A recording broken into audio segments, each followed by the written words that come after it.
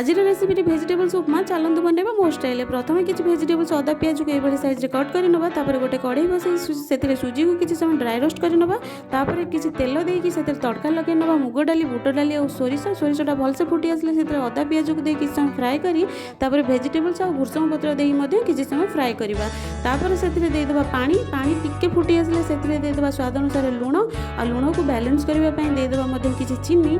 पानी जो भल से फुटी आसो से भाजी रखा सुजी को देकी मन रखु, सुजी देला कंटिन्यूअसली चलैबा पड़ो ना सुजीटारे लम्स रही जापे। आठी आपण हिसाब से कंसिस्टेंसी रखिपारे, जब ड्राई करने चाहते पूरा ड्राई करेंगे ना गिला रखा चाहिए गिला रखिक खाईपारे। आठी ओल्हैवा पूर्व टिके लेंबू चिपुड़ी देवे, यह द्वारा स्वाद बहुत ही भल आसता है।